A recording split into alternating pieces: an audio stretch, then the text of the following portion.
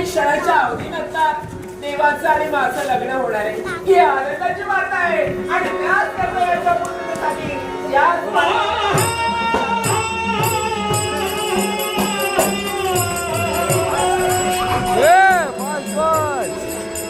पोरा घाबरली पोरा घाबरली